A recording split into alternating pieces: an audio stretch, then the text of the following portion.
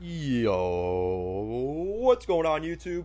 And welcome to Goal Line Hockey. It's your boy Kevin Forte, and we are continuing our lineup prediction series here for the opening night rosters of your 2021-2022 NHL season. We're looking at the Minnesota Wild today out in the Midwest, and there is definitely going to be some change in Minnesota this year. This is a team that is ready for a cup run, especially with some of the moves they've made this offseason. So we'll be taking a look at the Wild in this video. So let's start off with the forward lines. As always, guys, if you haven't, make sure to check out the rest of this series once this video is done. Make sure to check out the rest of the series. We're going over all the teams, and I just want to be very honest with this, because some of you guys have been very you're wrong, this and that. Guys, you got to realize nobody knows right now what the opening night roster is. I could tell you right now, you ask 90% of GMs out there right now, they don't even know their roster right now. So take all this with a grain of salt. We're just having some fun here, but there is going to be somewhat of a baseline here to the lines we will see next year. So I'm just throwing that caveat out there for you guys before we get into this. So let's get right into it. The forward lines, you got the top six. We know how good the Minnesota Wild are, especially with some of their top gunners in there. You got Kirill Kaprizov, Joel Eriksson-Ek, and Marcus Foligno. Now, I don't like this line by any means. If I was the general manager and the coach, I would have Kevin Fiala on that top line. I'm not saying I agree with this. This isn't what I would do. This is not what Kevin Forte would do. This is my predictions for what the team will do. And I think Marcus Foligno is going to be back on that top line. The good thing is it balances out their forward lines, which is the point of this. But Eriksson-Ek, we saw how good he could be. He was a good player last year. Foligno, he can stand in front of the net, and we know how Kaprizov can score goals from anywhere, at the top of the circle, down low, from the blue line, from the red line, from the other side of the rink if he wants to. So we know how talented he is. He is the main focal point on that line. Now, the good thing is the second line, it's a little bit weaker. You got Jordan Greenway, Victor Rask, and Mats Zuccarello. Again, this isn't what I would do. I would have Kevin Fiala in the top six and Zuccarello in the bottom six. But Mats Zuccarello has had some injury issues in Minnesota. He kind of turned things around last year, but he's going to have to continue to grow his game, which I think is a good thing. Victor Rask, that trade just hasn't looked good from Carolina trading Nino Niederreiter for Victor Rask. They don't have that top six center yet. And this is a team, they still have yet to sign Kaprizov, and they're going to have to make a trade for a center. And now that Christian Dvorak's gone, you're limiting your options a little bit.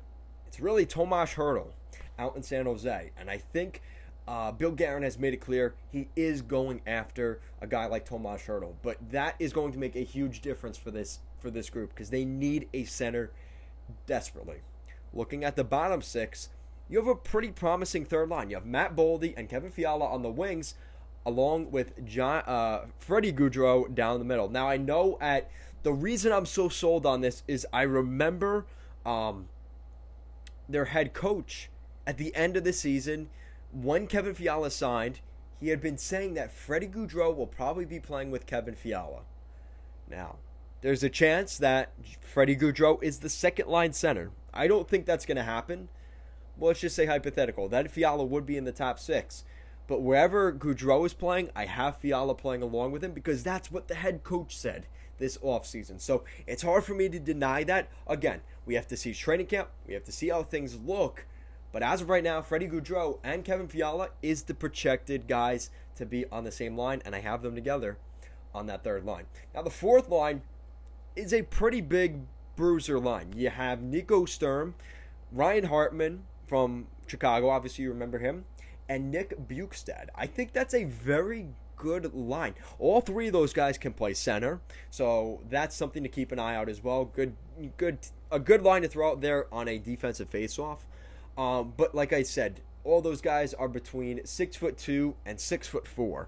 They're a pretty big line. So between the three of them, I think that's a really solid line. There's going to be some young guys, though, that can compete with them.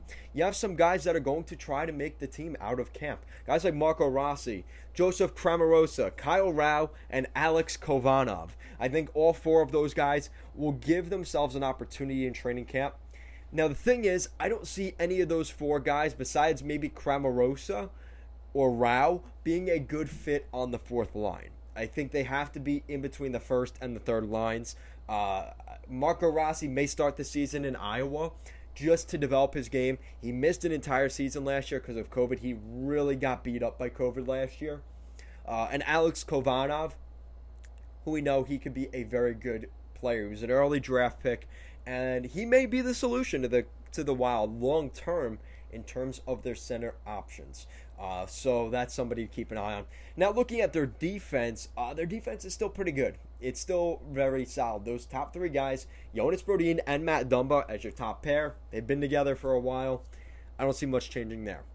Now, there is a bit of a change on the left side here on the second pair with Captain Jared Spurgeon. Alex Goligoski comes in to Minnesota to really replace Ryan Suter, which that's a big ask. And I think Goligoski has a lot on his shoulders this year. He's going to play a lot of minutes. He may get exposed a little bit. And again, I really like a guy like Goligoski, but you lose a lot. And a guy like Ryan Suter, who has played the most minutes of any defenseman, I think, in the past 5 or 10 years. He plays a huge amount of minutes every game. He plays between, I think, 18 and 22 minutes a night. He averaged over the past 5 or 7 years. So he is known to be a defenseman that gets a lot of minutes. And that's a lot of reliability now on some of your depth. And I don't know if Goligoski is going to be there, but I guess we're going to find out this year. Now, looking at the third pair, it's a little bit of a toss-up on the third pair. You have Dmitry Kulikov, and I have Calen Addison there. A guy that Bill Guerin brought in from Pittsburgh, helped draft in Pittsburgh when he was part of the scouting department in Pittsburgh. I think there's still some potential in Addison. They're waiting for him to become that defenseman that steps up. But I have some concerns there. And some of the defensemen that could take that spot as well, you have Jordy Ben, Dakota Mermis, and John Merrill. I think all three of those guys could find their way in the roster. I think John Merrill could be another guy in opening night that ends up making the roster in Calen Addison's spot.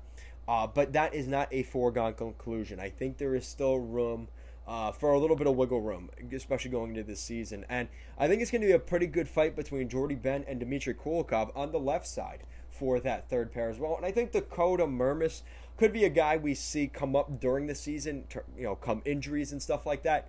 But don't count him out during training camp. He may be ready to go, and we'll see what happens with him. And then in between the pipes, you got Cam Talbot and Capo Kakinen, and that tandem worked really well last season. Here's the difference. They're not in that West Division with Anaheim, LA, San Jose, Arizona, a bad Vancouver last season. They're not in that division anymore. Oh, never mind. Vancouver wasn't in that division. They're in a much more difficult division because you look at some of the other goaltending tandems in the Central Division, right? You're back in the Central. You have Chicago, who just added their, the Vezina Trophy winner here in 2021, Marc-Andre Fleury. St. Louis, maybe. I mean, Jordan Binnington had a down season last year. Husso's not a great backup. Nashville, UC Soros made a run at the end of the season, so that may be a guy you look at alongside David Rittich. Dallas, I mean, pretty good. Anton Hudobin, who had a down year, but you also have Braden Holtby. So there are some questions there. But I think overall, Minnesota does have a fighting chance in that division. And I think really the teams that are most concerning right now in the NHL are on the East Coast. You look at Tampa Bay, the defending Cup champs, the Florida Panthers, right, in that East Division, or Atlantic, whatever it is. Obviously, Toronto, Montreal just went to the final last year. So there are some teams on that East Coast that are concerning, and I didn't even get to the Metro. The New York teams, the teams in Pennsylvania. I mean, this is going to be Carolina. I mean, this is going to be an interesting situation. I think this is a good chance for Minnesota get back into the postseason. Might catch teams off guard this year, like Dallas, like Nashville. Maybe even St. Louis. I don't know if St. Louis is a playoff team this year. There are 3 teams that they could definitely beat out of that final playoff spot, as long as they sign Kaprizov, which at the end of the day, that is the big question. But I assume by the time this video gets released, or very shortly after, Kaprizov will be signed by the beginning of the season. That's really all that matters anyway. But with that said, the Minnesota Wild do have a hole down the middle. They need another top 6 center. And where they get that from, the options are kind of dwindling. I mean, Dylan Strome in Minnesota, in Chicago, not necessarily the guy they need, but it could be there and a lot cheaper. Tomas Hertl on the West Coast, but again, he's not going to be cheap from the San Jose Sharks. But those are the kind of guys that the Minnesota Wild, they're going for it this year. They want to win a Stanley Cup. Bill Guerin's made that clear. He wants to make that clear to Kaprizov and Fiala. Again, Fiala on a 1-year deal, kind of taking a risk there. Or is it a 1 or 2 year deal for Kevin Fiala? Again, not a lot of term. It's going to walk him right into free agency. It's going to be interesting to see how this all develops and comes together. So, let me know what you guys think in the comment section down below. What do you think of the Minnesota Wild, and do you see them as a playoff team in 2022? And do you have guys like Marco Rossi or potentially a guy like Kalen Addison making the roster out of training camp? Let me know down below. As always, guys, thank you so much for watching this video. Make sure to check out our Streamlabs shop in the description down below. Help support the channel and maybe pick up a little bit of goal line hockey swag. Thank you so much for watching, and I will see you again next time.